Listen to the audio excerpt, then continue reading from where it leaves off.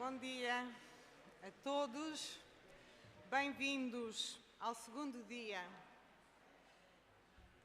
do 11º Congresso Ibérico de Estudos Africanos. O nosso keynote speaker de hoje é o professor Eduard Alpers, nome cimeiro e incontornável dos estudos sobre a África Oriental e as circulações de pessoas, objetos, ideias no Oceano Índico. O professor Eduard Alpers é professor emérito da Universidade de Califórnia, Los Angeles, a famosa UCCLA, onde entrou como professor em 1968, tendo ensinado antes, por 2 anos, na Universidade de Dar es Salaam. E, já depois de entrar na UCCLA, ensinou também, em 1980, na Somali National University, como Fulbright Senior Scholar. Na sua longa carreira, o professor Eduard Alpers desempenhou inúmeros cargos de gestão universitária na Universidade de Califórnia, assim como integrou diversos comitês da mesma universidade e foi supervisor e membro do Comitê de Avaliação de dezenas de teses. É membro de diversas associações profissionais, onde serviu em várias funções, sendo destacar a de presidente da African Studies Association, em 1993-94, e ainda na mesma associação, a de chair do Comitê do Programa Nacional, em 2001. Recebeu inúmeros prémios de pesquisa ao longo da sua carreira de investigação.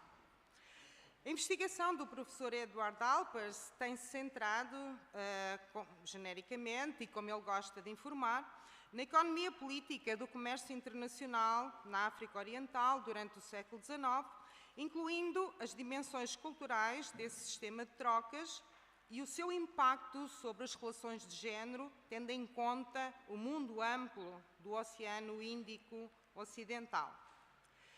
Pelo meu lado, eu gostaria de destacar que entre os temas mais estudados pelo professor Eduard Alpers está o tráfico de pessoas escravizadas, que ele começou por pesquisar nos anos de 1960, em articulação com as rotas do Marfim, na África Oriental, para depois expandir essa investigação ao Oceano Índico mais amplo e aos lugares de deportação, como é o caso das Ilhas Mascarenhas. A sua bibliografia foca igualmente as vozes dos escravizados, as histórias de vida de pessoas concretas que foram vítimas do tráfico. Mas a sua produção bibliográfica dá igualmente conta do trânsito de africanos livres nas margens do Índico e o papel que todos esses africanos, escravizados e livres, tiveram nas sociedades do vasto Oceano Índico Ocidental, em temas tão diversos como o trabalho, a política, o exército, o mundo marítimo ou a circulação de plantas. O professor Eduard Alpers tem uma vastíssima bibliografia, entre livros, capítulos de livros e artigos publicados em revistas como o Journal of African History, African Economic History, Slavery and Abolition, Journal of Indian Ocean World Studies, Afrique, Environment and History, Journal of African Development, Canadian Journal of African Studies e muitos mais. Entre os seus livros salientam-se The Indian Ocean in World History, East Africa and the Indian Ocean, Africa and the West, este em coautoria com William Morgan, Ivory and Slaves in East Central Africa. E entre os livros e números especiais de revistas coeditados estão, por exemplo, Transregional Trade and Traders, Situating Gujarat in the Indian Ocean from Early Times to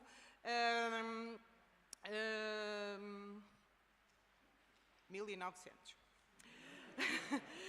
Connectivity in Motion, Island Hubs and the Indian Ocean World, Changing Horizons of African History, Resisting Bondage and in the Indian Ocean, Africa and Asia, Cross Currents and Community Networks, slave routes and oral tradition in southeastern Africa, slavery and resistance in Africa and Asia, cities and scholars, essays on African Indians, history, memory, and identity. Estes, entre outros.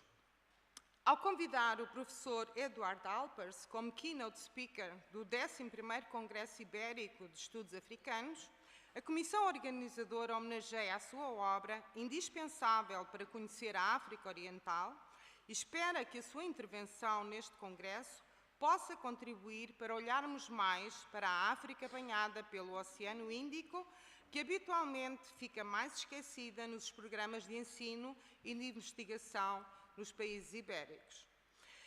Há um resumo alargado da conferência do professor Eduardo Alpers em espanhol e em português, uma vez que a conferência vai ser em inglês. Caro professor Eduardo Alpers, a palavra é sua.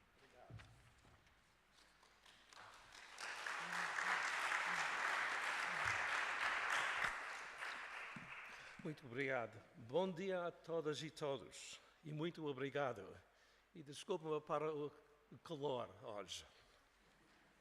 Quero agradecer à comissão organizadora deste Congresso Ibérico de Estudos Africanos, especialmente o coordenador José da Silva Horta, por me convidar para dar esta conferência plenária. É uma grande honra. Devo agradecer em particular a minha colega e amiga, Eugênia Rodrigues. Finalmente, também sou grato a Ana Maria Brazuno, do Centro de História da Universidade de Lisboa, por organizar viagens e acomodações para mim e a minha esposa. Agora, deixe-me começar em inglês, se faz favor, a minha palestra.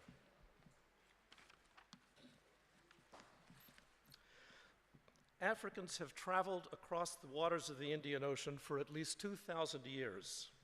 Initially, African sailors clung to the familiar shores of the continent, but as their maritime skills developed, they ventured out to establish fishing camps and eventually to settle the numerous offshore islands that dot the entire littoral from the Red Sea to southern Mozambique.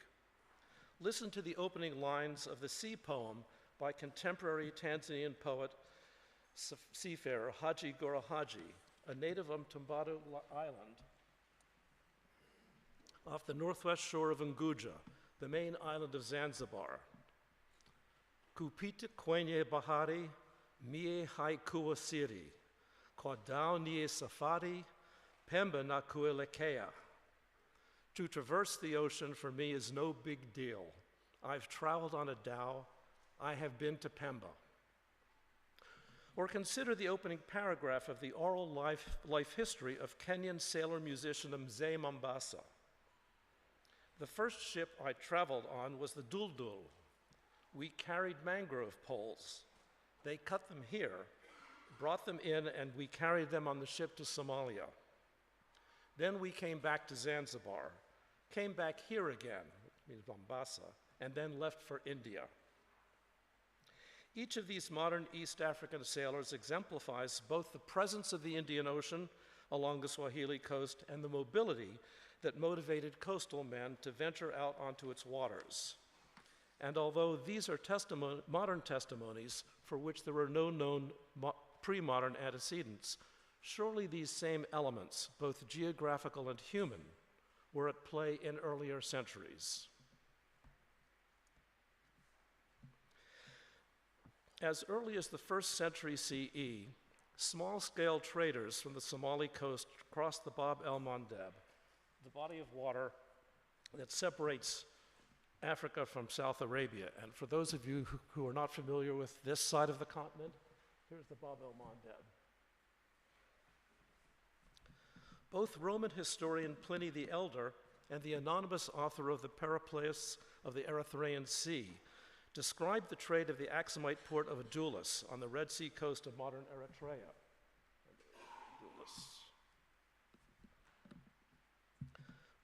That connected northeast Africa to the Roman Empire and the Western Indian Ocean. Among the hundreds of inscriptions dated to about 200, 400 CE on Socotra Island are several that are written in Aksumite. This is Socotra right there.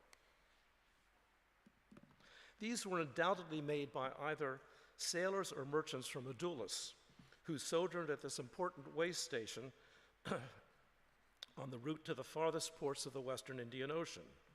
Further knowledge of these linkages dates to 525 CE, when the Alexandrian Greek merchant and monk Cosmas Indicopleistus visited Sri Lanka, where he observed that it is, quote, much frequented by ships from all parts of India and from Persia and Ethiopia. Cosmas specifically commented on the trade in highly valued emeralds mined in the Ethiopian interior that these merchants from Adulis carried. Simply put, well before the rise of Islam in the 7th century Hijaz, an African presence was already established in the northwestern quadrant of the Indian Ocean world. The rise and expansion of Islam created the conditions for a more commercially connected Indian Ocean world than ever before. One aspect of this development was a new demand for enslaved labor from Africa. When the rulers of the Abbasid dynasty sought to drain the swampy marshes of southern Iraq to expand agriculture, they turned to a combination of local peasants and bonded labor from Sudanic and coastal eastern Africa. The harsh conditions of this work precipitated small uprisings in 689-90, 694, and 760, while a century later a major revolt, somewhat misleadingly called the Zanj Revolt, erupted in 869 and lasted until 883. Further evidence of the extent to which Africans had traversed the Indian Ocean comes from Indonesia, where 8th century Chinese sources mention the presence of black Africans in Srivijaya, the dominant maritime empire centered on Palembang in Sumatra. So here's Palembang in Sumatra. As early as the Tang dynasty, Persian merchants who dominated the trans-regional Indian Ocean trade introduced enslaved East Africans from Palembang to China, where they were identified with the Perso-Arabic name of Zanj. So there's a lot going on during this period.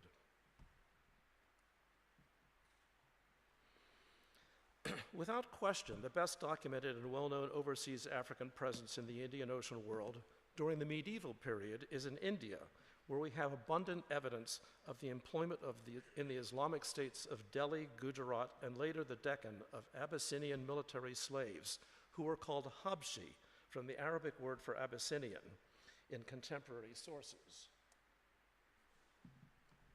Turkish military slaves, or Mamluks, were well established on the North Indian frontier when the Delhi Sultanate was formed in about 1210-11. Subsequently, elite Habshi slaves became a force in the Delhi court. When Ibn Battuta, himself a Moroccan African of Arab Berber descent, visited India from 1333 to 42, he encountered several prominent Habshi elites. At the small Indian town of Alapur in modern Uttar Pradesh, that's not on the map, but it's up in this area. Ibn Battuta mentions its Muslim governor, quote, the Abyssinian Badr, a slave of the Delhi sultans, a man of the kind whose bravery becomes proverbial. According to Ibn Battuta, this Badr also drank ghee, following the custom of the Abyssinians in their own country. When he later sailed from the Gulf of Cambay, here's the Gulf of Cambay right here, it's going down the coast. He states that he traveled on a ship like a galley, which had a complement of 50 rowers and 50 Abyssinian men-at-arms. These latter are the guarantors of safety on this sea. Let there be but one of them on a ship, and it will be avoided by the Indian pirates and idolaters. And by idolaters, he means Hindus. During his visit to Sri Lanka in Colombo, he also met the wazir and ruler of the sea, Jalasti, who has with him about 500 Abyssinians. In view of the proximity of southern Yemen to Africa, go back to that map, it is not surprising that by about 1500, the Adani historian Abu Makrama reckoned that most inhabitants in his hometown were Abyssinians and Somalis. In 1504, among the Muslim merchants at the key Malabar port of Calicut, that's down here, the Italian traveler Ludovico de Vartema saw a few from Ethiopia. A decade later, Portuguese apothecary Tome Pires wrote that Cambay, the leading port of trade for the Western Indian Ocean, here, was frequented by merchants from Abyssinia, Kilwa, Malindi, Mogadishu, and Mombasa, that is along the East African coast. Even farther afield, Pires observed Abyssinians, men of Kilwa, and Malindi among the cosmopolitan merchant community at Malacca. So that's over here. The dominant port of trade in the Eastern Indian Ocean. Pires actually has a famous quote where he says that Cambay stretches out its arms to Malacca and covers the entire Indian Ocean, and there were Africans in both places. My point here is that many, if not most, of these African merchants were almost certainly free men. Still, we cannot wish away the fact that most Africans in the Indian Ocean world were enslaved in India. The weakening of the Delhi Sultanate enabled a new militaristic state to arise in Gujarat in 1407. So there's on the western side. From the second half of the 15th century, the Sultanate of Gujarat recruited Habshis for its army to such an extent that during the reign of Sultan Bahadur Khan from 1526 to 37, some 5,000 Habshis were said to inhabit Ahmedabad, the Gujarati capital. So there we have Ahmedabad. Although not all of them were soldiers. This turbulent period in continental Indian history was paralleled by the equally violent era of religious wars from 1529 to 43 in Northeast Africa that pitted Christian Abyssinia against the Muslim Sultanate of Adal. One consequence of this African struggle and its aftermath was to produce thousands of war captives, many of them seasoned warriors, for the Indian market, where they were called Habshis, whatever their original identities. These Habshis became an important element in the army and civil administration of the Sultanate of Gujarat in the 1530s. Many of these individuals are named in contemporary sources, both Indian and Portuguese. One of the most powerful of these Habshi military political leaders was Sheikh Said al-Habashi. After participating in the mid-century struggle for power in Gujarat and accumulating considerable wealth, he retired to a life of religious contemplation in Ahmedabad, where in about 1570 he built the famous Sidi Said Mosque, which is a unique Tree of Life window. And here's the front of the Sidi Said Mosque. It's a very impressive place with the absolutely beautiful Sidi Said, these Tree of Life windows, and there are other windows like it. When he died 6 years later, Sheikh Said al-Habashi was eulogized in the following terms, and this is from the Arabic history of Gujarat. In nature, he was auspicious, of laudable qualities, possessed of all the principles worthy of elevation, with all ramification of piety, and was of encyclopedic knowledge and adorned with virtues. His grave is in a mosque near the citadel on the main road. The mosque was originally an old building of bricks near his house. He rebuilt it with stone, elevated its stature, and roofed it with domes and arches, all with finely smoothed stone. All around the walls of the mosque is decorated pierced stonework of excellent workmanship, and here's an example. During the 16th century, the Gujarat Sultanate was confronted by both the expanding Mughal Empire and the fledgling Portuguese Estado de India. Habshi soldiers played an important military role on both fronts. In an interesting illustration of how thoroughly Habshi military slaves had absorbed a mercenary view of their skills, however, some of them switched allegiance and religion to serve the Portuguese. And in the late 16th century, a number of these converts received land grants in Portuguese Daman.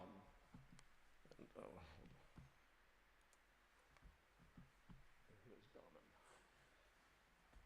Most, however, fled into the Deccan.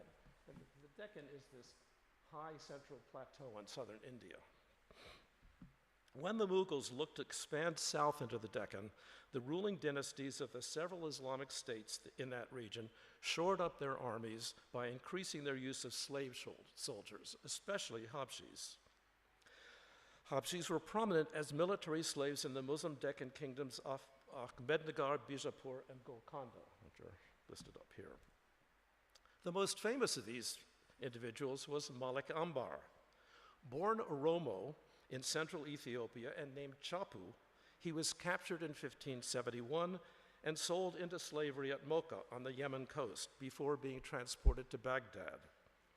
After his conversion to Islam and being renamed Malik Ambar, he rose to such prominence as a soldier and leader of men against Mughal expansion that from 1600 to his death in 1626, he became virtual ruler of Ahmednagar.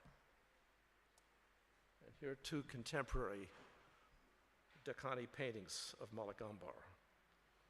During this quarter century, Malik Ambar served as regent and prime minister of Ahmednagar. He reorganized the kingdom's revenue system and army, relocated its capital to Kirki, which later became Aurangabad, and had built a complex water system to the town. And this is a modern channel, of probably early 20th century photograph. And here's a recent survey that's been done to look at what survives of the thing, showing the lakes that it comes from, coming down, bringing them down in their underground channels in Aurangabad. Following his death and the building of this rather impressive tomb, another Habshi replaced him as prime minister for the kingdom, while he in turn was succeeded by Malik Ambar's grandson.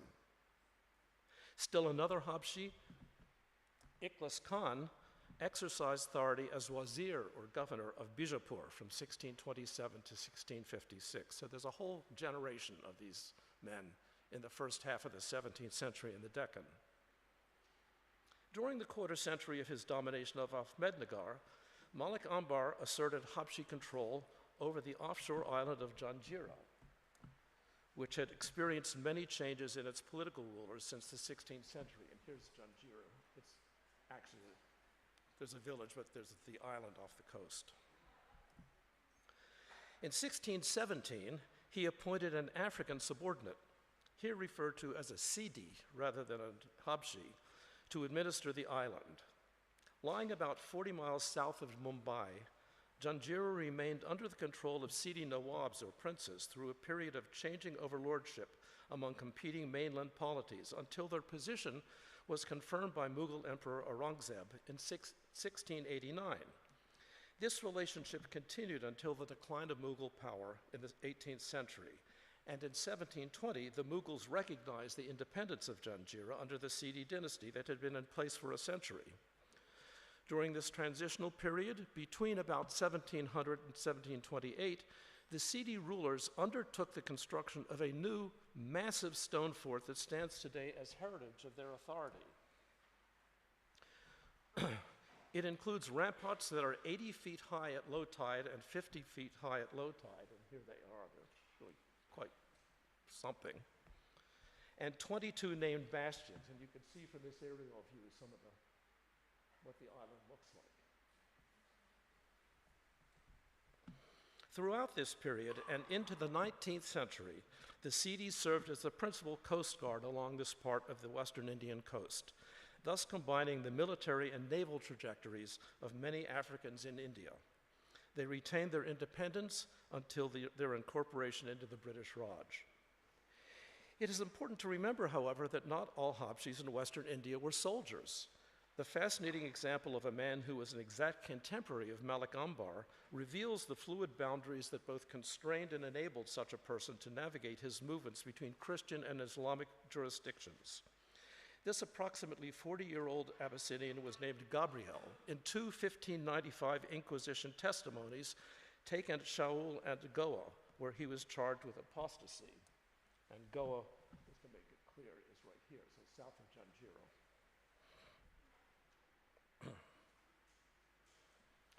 He seems to have been born into a Falasha, or Jewish Ethiopian family. seized in a slave raid and sold at a coastal Arabian port, subsequently landing in western India with a Muslim master who eventually freed him. As a Muslim, he was known as Rami, or Ali Handi. He moved between Islamic and Christian communities in coastal western India, where he sometimes identified as Christian, sometimes as Muslim. Conversion, then, was a strategy for integration into the dominant religious and cultural landscape that he encountered. There is no evidence whatsoever that he was a military slave. At the conclusion of his 2 trials, Gabriel was sentenced to prison and regrettably disappears from the historical record. May have ended up as a galley slave, it's not clear. By about 1650, a combination of factors brought about the decline of African military slavery in the Deccan. One element was Mughal domination of the region a decade after Malik Ambar's heyday. Another was that the Mughals themselves did not employ military slaves in their armies. Still, Dutch historian Dirk Kolff notes that in 1666, there were 2,000 black soldiers, so-called Abyssinians, who were originally slaves from the Horn of Africa in the army of Bijapur. A generation later, he continues, they were still a clearly identifiable military category in South Indian society. Often, it seems, it took centuries for such groups to lose their character as migrant adventurers. In addition, as there were few Habshi women recruited into the Deccan military buildup, Habshi men married local women, and their issue became integrated into Deccanese society.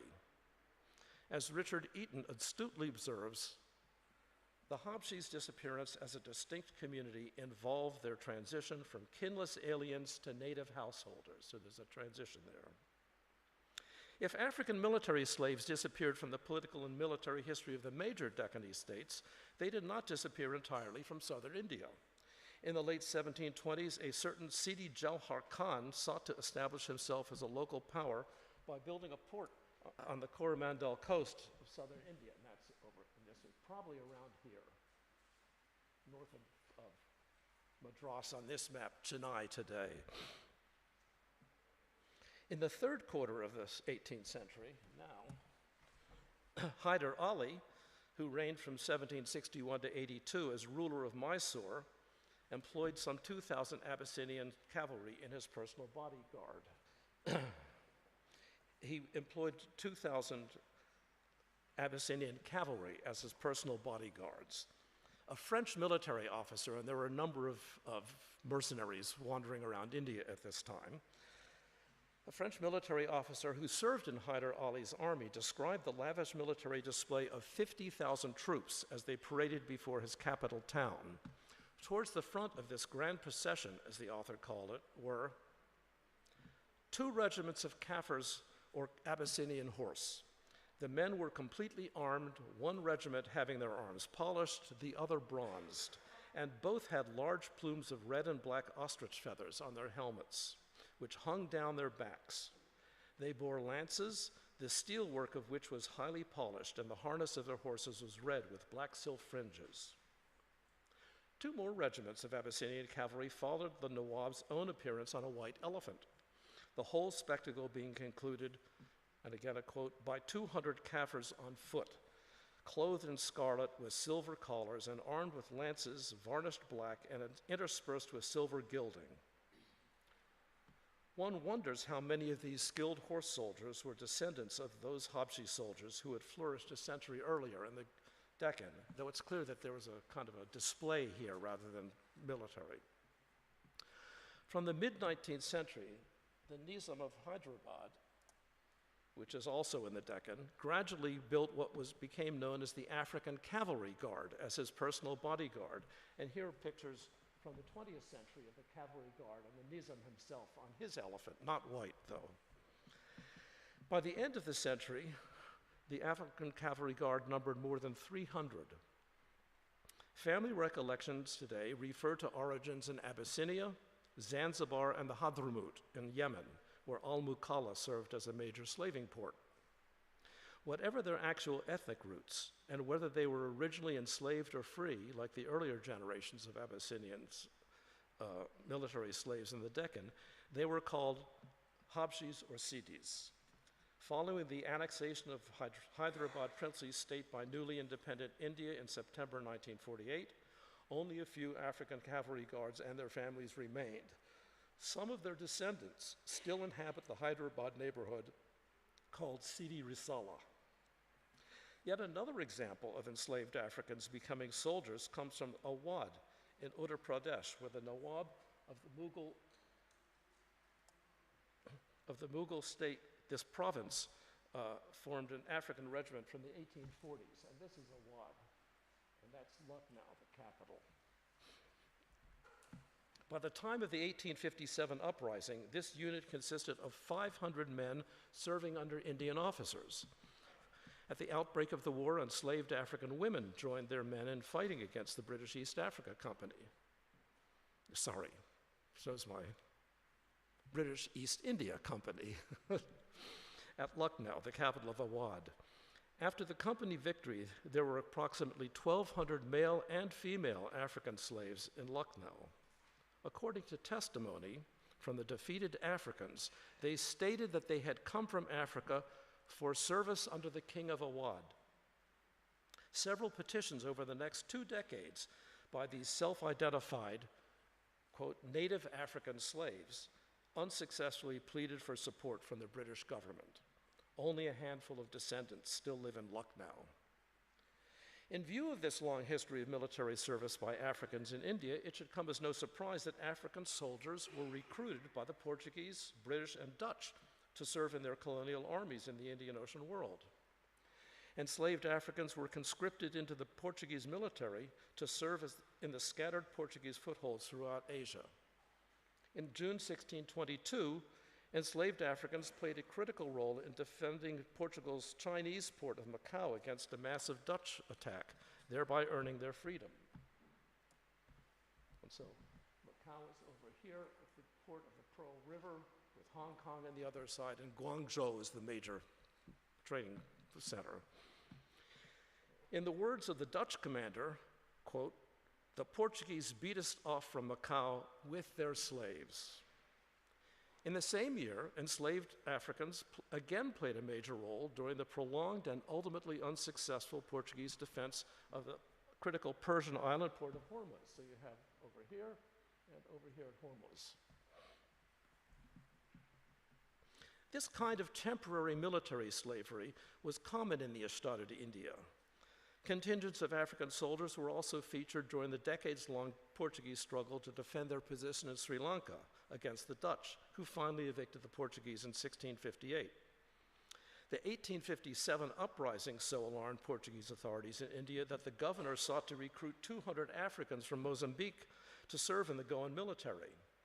The timing of this request and the reasons for not filling it indicate clearly that these so-called recruits would have been forced, not free. It is therefore noteworthy that in response to an order from the Portuguese Ministry of the Navy and Overseas Affairs, a year later the governor of Mozambique recruited 30 Africans, quote, "of the healthiest, robust, and well-mannered blacks in order to liberate them to serve in the garrison of Macau." So there's this regular going back and forth. In the 1830s, about 12% of the total population of Macau was African, almost all of them from Mozambique. As we've just seen, some of these were soldiers, but the most significant presence of African soldiers in Macau dates to the arrival of the first contingents of about 200 Landine troops from colonial Mozambique in 1912. And here's a picture from the 1940s. They were stationed as guards of the colony's border with China, their numbers rising to perhaps 500 by mid-century, mid-20th century. When the Portuguese Estado Novo fell on 25 de Abril of 1974, the military command was abolished and the African soldiers departed. With the demolition of the barracks they inhabited, the memory of their presence is also disappearing. Like the Portuguese, the British also employed Africans in their Indian armed force. In 1760, the British garrison in Bombay included 661 Africans. In the early 19th century, the British enlisted several hundred Africans from Mozambique through Goa for their campaign in Sri Lanka against the Kingdom of Kandy, that's the interior kingdom. In theory, these men were supposed to be recruited freely, but there is no way that this was possible during what was the heyday of slaving at Mozambique. By 1811, more than 800 Africans were incorporated into the 3rd and 4th Ceylon regiments.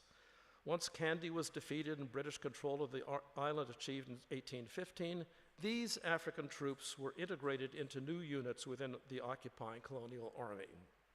Over time, they appear to have faded from view and become part of the tiny, modern Afro-Sri Lankan community. For the most part, as Thomas Metcalfe has demonstrated, Great Britain recruited men from different Indian communities to serve as soldiers and police in its Indian Ocean Empire, as in Eastern and Southern Africa. Faced with a Japanese challenge to its Indian dominion in World War II, however, Great Britain turned to the King's African Rifles, the KAR, and the Royal West African Frontier Force, which had already proved to be an effective armed force in 1941 against the Italians in Ethiopia and Somalia. The successful Japanese campaign against British Indian Army in Burma in 1942 emphasized the urgency of the situation. And here are some among many photographs of World War II soldiers.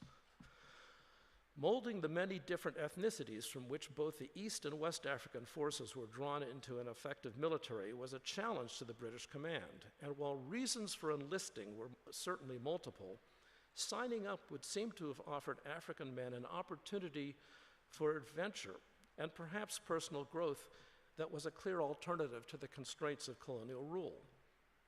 Despite racial prejudice and stereotyping by British officers against Africans as soldiers, there was broad recognition afterwards that Africans had served well in the Burma campaign. As East African soldier Stephen M.S. Raphael wrote hopefully in 1941, Heshima tunai pata hakika hapa Ceylon, tusifanye matata wakatuita wazimwe. Here in Ceylon, we will certainly receive honors. Do not cause trouble that they can call us fools, so you get both sides of it.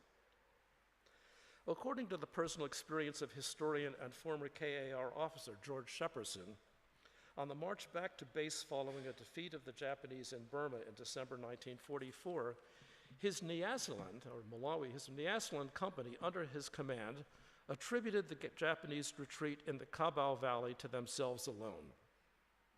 As they marched, they sang in Chichewa, Ajapani kunditawa chifukwa cha African. The Japanese are running away because of the African. It is particularly disappointing, then, that African troops were almost totally ignored in accounts of the Burma campaign, so that in subsequent years they became known as part of the Forgotten Army. In Burma Victory, the official film made by the British Army, there is not a single image of Africans, which prompted a Nigerian corporal named John Ejirika to lament to his officer that there was, quote, no record of African hard fighting in Burma, even in Caledon Valley, where we lost so many African troops. Only in the last few years has belated public recognition of the sacrifices made by these men come to the handful of remaining veterans. In the end, almost 120,000 Africans served in Asia during World War II. Many stayed on for a year following the war's end, even visiting tourist sites, and this is a wonderful shot, I think, these two, tourist sites in India and Burma. It is impossible to generalize about how this military service affected those African men who returned home, but the consensus is that it emphasized their sense of being African. In the poignant words of Ugandan veteran Robert Kakembo, now, during this war, not only do we meet men from other parts of Africa, but we have been up and down those countries. It will be recorded by historians that it was during the war that the Africans started to think more in terms of race than as a tribe. The words, the African, the native, are showing us that we are all one and the same race. We suffer the same privations. We are treated in the same way. We have begun to think together as a race. It's a very Pan-African kind of a statement. As military sojourners, their experiences are a stark contrast to those of the thousands of enslaved Habshis and Mozambicans who became soldiers in Asia but never were able to return to Africa. Imperial Japan also posed a naval threat in the Indian Ocean. In 1942, a combined Allied naval and land force seized Madagascar from Vichy France and denied the Japanese Navy from gaining access to its ports. Among the British land forces involved were King's African Rifle regiments from northern Rhodesia, or Zambia, Nyasaland, Malawi, South Africa, East Africa, being Kenya, and Tanganyika. A year later, a regiment of the KAR was sent to Mauritius, where it remained until 1956. Today, the settlement where their barracks were located is known popularly as the Camp de Zulu.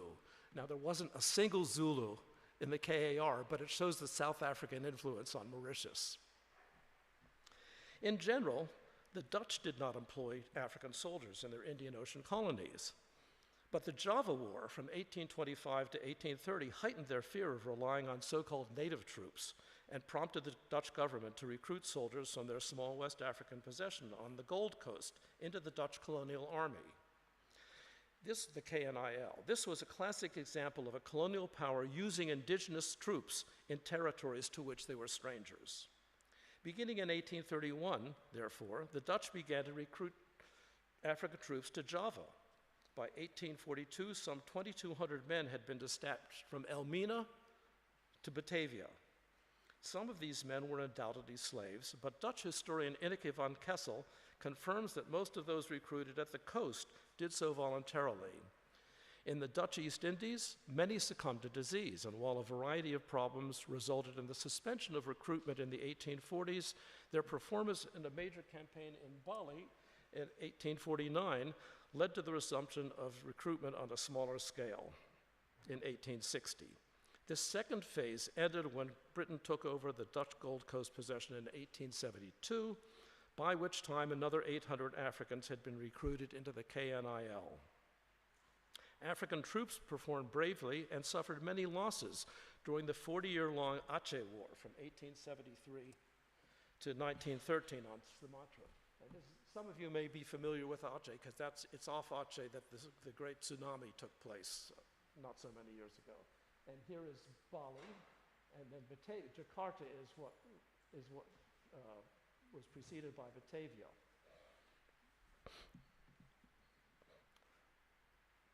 Although there were no native-born African soldiers by the end of this war, that is by the early 20th century, there remained a small community of Indo-Africans identified in Malay as Belanda Hitam and in Javanese as Londo Ireng, that is, as Black Dutchmen, whose men continued to serve in the Dutch colonial army.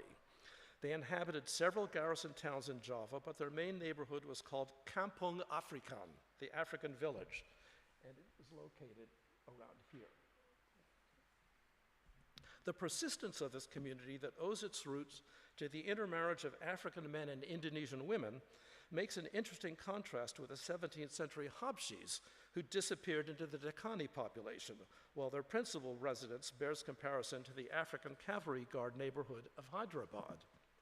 Finally, after Indonesia gained its independence in 1949, their identity as an integral part of Dutch colonialism, as Black Dutchmen, caused most of them to migrate to the Netherlands, not to Ghana, the land of their ancestors. Not surprisingly, in the oral tradition of the Black Dutchman, quote, Africa is long ago, which is what I take my title from. Now, the last couple shorter sections. Since we are meeting here in Lisbon, let us consider several other facets of the intrusion of the Portuguese into the 16th century Indian Ocean world. As slaveholders, the Portuguese in Asia mainly employed their bondsmen and women as domestics, as indices of social display. And here, a classic example of an old Portuguese, somebody, a fidalgo, somebody with his retinue. And here is this African wearing this red hat you see all over on portraits of Africans in India. And down here it says that he's a groom. So part of his retinue. Although the crews of the Carrera de India were mostly manned by Portuguese, the exceedingly high mortality rate on the outward journey voyage from Lisbon to Goa forced many ships to take on enslaved Africans at Mozambique Island. Some were eventually destined to serve the Portuguese as domestics in Asia, but many were, like their Portuguese counterparts, immediately pressed into becoming sailors. The inability to recruit a crew for even a single homeward-bound ship in 1738, due to lack of European seamen of all ranks at Goa, caused the Portuguese Viceroy of India to lament their absence, quote, particularly in this monsoon, at a time when no Kaffirs have come from Mozambique, and there is a shortage of them here, for it is on them that we usually rely for service as deckhands. I should point out, however, that not all African sailors in the Indian Ocean were enslaved. 16th century Dutch traveler Jan Huygens van Linschoten first identified Abyssinians by their Christian facial tattoos, which he described as burnt marks in the manner of a cross. And here are a couple of modern examples from Tigray.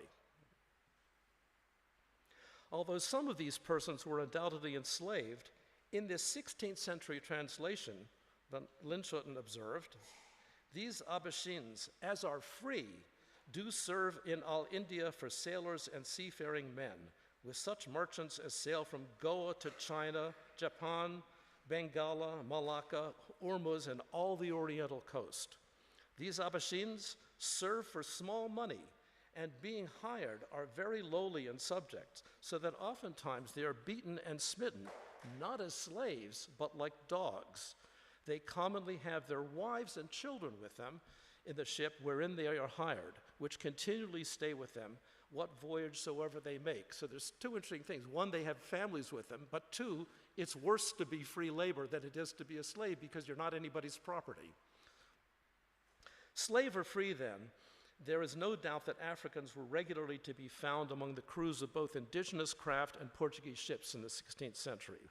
Visual evidence from this period may be found in the Japanese Nanban Byobu, the southern barbarian screens, depicting Portuguese ships at Nagasaki with Africans among the crew and scaling the heights of the masts. And here's one full screen image. And here you can see Africans climbing things, and Africans up here. For those of you who are new to Lisbon or have never been there, these particular screens are in the Museu de Arte Antiga. There's another one screen, not quite as fine, in the Museu do Orient here in Lisbon. And if you haven't ever seen them in some of the other things in the Museu de Arte Antiga, you should go. It's something you should treat yourself to. Africans continued to serve on sailing ships, both European and Indian Ocean craft, into the 19th century. In the Atlantic world, they were called blackjacks. In the Indian Ocean world, they were known as seedies. In addition to the surprisingly large number of Africans who were translated to Australia as convicts between 1788 and 1838, many Africans came to Australia as sailors, jumping ship at Sydney and Hobart. In the wider Indian Ocean, freed slaves often continued to work for their former masters. The Free African Register at Zanzibar in the early 1880s indicates that many of these men served on ships or traveled across the waters of the Western Indian Ocean. It appears that one or two of them may even have worked as pilots in the coasting traffic. Here it is important to remember that there was a long tradition of African sailors working the coast. According to historian Janet Ewald, Somalis dominated Aden's small boat traffic, making the transition to steamers by serving as lighters from the 1860s, especially after the opening of the Suez Canal in 1869. Seedies came to serve in the engine rooms, mainly as firemen or coal trimmers. Ewald notes further, in 1864, more than half of the probably underreported 2,000 Africans in Bombay earned their living as sailors or in related maritime work. Indeed, the Commissioner of Police of Bombay wrote in 1912 that seedies, quote, supply the steamship companies with stokers, firemen, and engine room assistants, and the dockyards and workshops with fitters and mechanics. 2 years later, a local Bombay newspaper remarked on the number of Arab and Somali and other Mohammedan mariners, crews of the largest dhows from Muscat, Makalla, Aden, Basra, and Zanzibar, who are to be seen in large numbers at our docks and more distant ports. At about the same time, a district commissioner in British Somaliland commented, "The Somali wanders afar.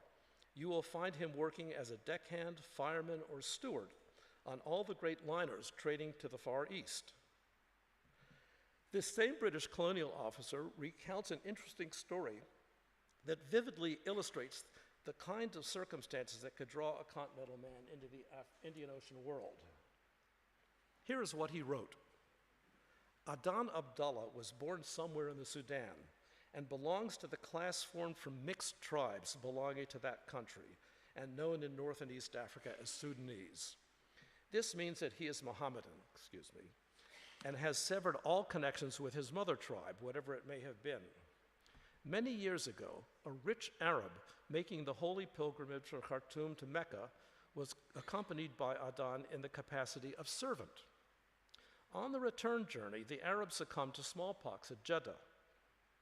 And Adan, being without a penny in the world, and having some experience on the large sailing boats of the Nile, shipped as a sailor on a dhow trading between the Arabian coast and Zala. And this is Zala right here. At Zala, he left the Arab boat and joined a pearl fishing boat. In the course of time, he did so well that he was able to purchase a dhow with his own money, marry a Somali girl, and make a little home for himself and his wife in the town. And as a pearler, he was probably going around the big pearl beds are in the Gulf in what's now Kuwait, well, UAE in that general area. A parallel transition from land-dwelling youth to experienced seamen is narrated in the first published novel in Somali, Ignorance is the Enemy of Love by Farah M.J. Al. The novel is set during the anti-colonial dervish resistance led by Muhammad Abdullah Hassan, and its protagonist, who is named Ali Mah, or Ali the Seafarer, was a real historical figure who grew up in the coastal town of Las Corée, which is right here. Like other Somali youth, he led a peripatetic existence, but later as a grown man, writes the novelist, he took to a seafaring life and eventually, when he had gained knowledge and experience, he became highly skilled in the navigation and handling of sailing ships. If the most visible Africans in the pre-modern Indian Ocean world were sailors and soldiers, a handful of others made their mark on history as devout Muslims and Islamic scholars, Sufis, and saints. The earliest record we have of such an individual is Bilal bin Rabah al-Habashi, a former slave in Mecca who was appointed personally by the Prophet Muhammad to be the first muezzin of Islam. And as you can see, this is a Turkish, an Ottoman imagination of this period. As his nisbah clearly indicates, Bilal was Abyssinian. He was born into slavery in about 580 CE in pre-Islamic Mecca and declared himself to be as one of the Prophet's first devoted followers. Emancipated by Muhammad's principal follower, Abu Bakr, Bilal joined Muhammad and his adherents in their flight, the Hijrah, to Medina and fought alongside him for the next 8 years at all the major battles against those who opposed the new faith. When the faithful re-entered Mecca triumphantly in 630 CE, Bilal climbed to the top of the Kaaba to give the first call to prayer, the Adhan, in what is now the holiest of places in all of Islam. Bilal also occupied several important positions in the new Islamic State, but after the Prophet's death in 632, he moved with the expanding Muslim force to Syria, where he finally died sometime between 638 and 642. Virtually all Muslims embrace him as the quintessential embodiment of Islam's universalism, whatever the reality of race relations in Saudi Arabia. For African Muslims globally, his place as a foundational figure is indisputable.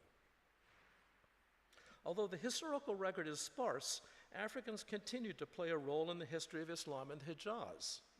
For example, in November 1184, an Abyssinian named Tab al-Zaman who had been a slave of the late Abbasid Caliph Hassan Mustadi, who reigned from 1170 to 80, founded the first Shafi madrasa at Mecca. Perhaps the most impressive Abyssinian figure was Yaqut Anani, who was entrusted in 1410 by the ambitious and powerful Ilyas Shahi Sultan of Bengal, Azam Shah, who reigned from 1390 to 1411, to lead a delegation to Mecca to establish a new madrasa that would feature his preferred Hanafi legal school rather than the Shafi school. According to Indian historian of Islam Mahmud Korea, Yaqut Anani was not a typical military slave or royal guard, though he mastered navigation, administration, and diplomacy, all of which were essential for his mission to Mecca. Korea writes that he was responsible for constructing the buildings and ensuring that the major proper arrangements were made to establish the Waqf legalese. Beginning in June of 1410, he accomplished all the Sultan's goals, including building a ribat to house Muslim travelers and Sufis. In addition, he had constructed gardens, additional buildings, and a hydraulic system around the fledgling madrasa. The Waqf was officially concluded on Friday, the 10th of May, 1411, so it's a very specific document that exists. Clearly, Yaqut Anani was entrusted with considerable funds to accomplish all these initiatives, which he achieved in less than 2 years. After he completed the Hajj in March of 1412, he sailed to Bengal from Jeddah, only to perish on board ship at Hormuz in June of that same year.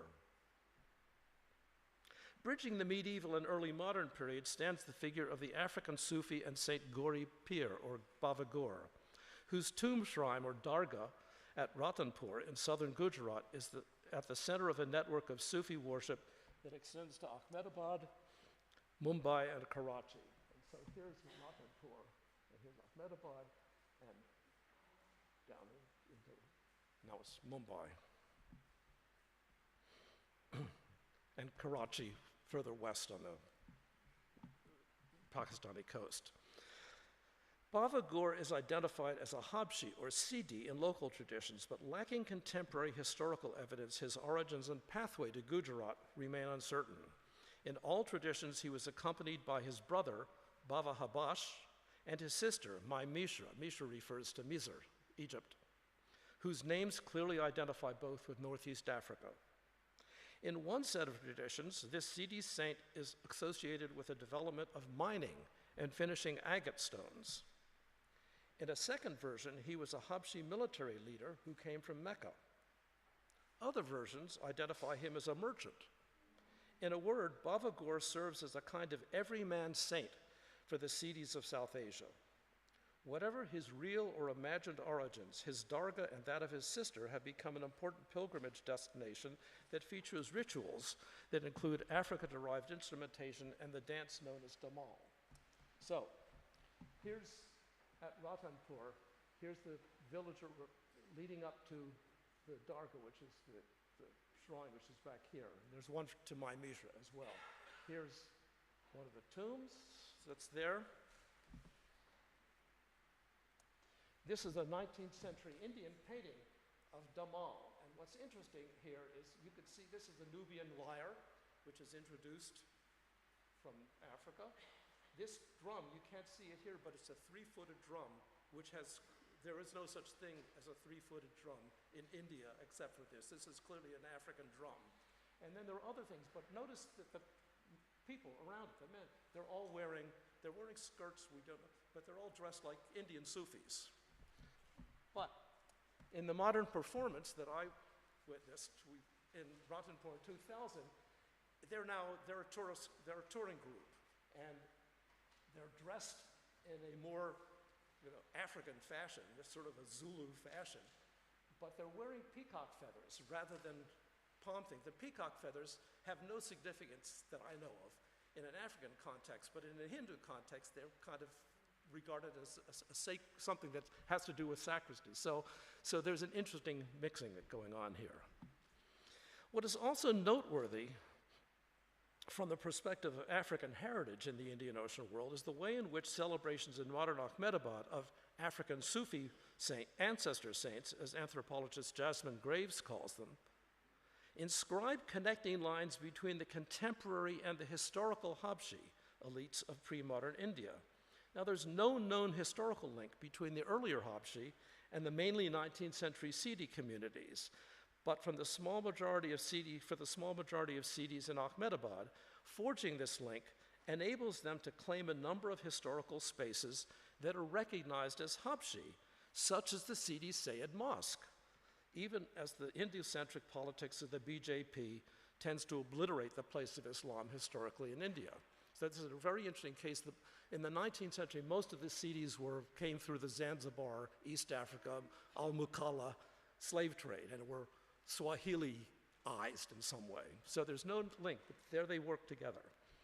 Recalling examples of African Islamic scholars in the Indian Ocean world is the case of Ahmed Surkati, a Sudanese scholar from northern Nile Valley who became an educator and major figure in Dutch Indonesia. And here's Surkati, from 1911 until his death in 1943. Born in 1876, Surkati studied for 14 years in Mecca and Medina, where he became a teacher and follower of reformist teachings. Based in Jakarta, Surkati was an important leader of educational reform and established the Arab Association for Reform and Guidance, or Irshad movement, that got him entangled in the divisive internal Islamic politics of the Hadrami community. Hadramis are from Yemen. His opponents referred to him as this Sudani intruder, while his supporters looked at him as their leader. And among his cohort were several other Sudanese scholars. Over the course of his career in Indonesia, Surkati advocated against the hierarchical order of Hadrami society and for equality in society, including women's rights, and encouraged the introduction of pragmatic education as part of, quote, the establishment of a revivalist and modernist Muslim society. At the same time, as a Wahhabi-influenced reformer, Surkati spoke out strongly against Sufism in Indonesia, condemning, quote, the visitation of saints' tombs and graves for mediation and intercession, and denouncing the cult of their saints and their Sufi practices. How very different from the popular practices of Bavagur's Sidi devotees in Gujarat. So, in considering African transits in a global world, I have tried to reveal a number of ways in which history and memory, heritages and innovations developed over the longue durée in the Indian Ocean world. To be sure, my presentation today focuses on an androcentric world of soldiers, seamen, sailors, learned Muslims, and Sufis. But I wanted to emphasize African agency and to present as many African voices as I could in the limited frame of a single talk, and also within the limitation of the sources that are available. At the very least, I hope I have sufficiently piqued your interest to encourage you to plunge more deeply into the scholarly and imaginative literature on Africans in the Indian Ocean world, where Africa continues to be both present and relevant, even if historically long ago. Thank you. Obrigado.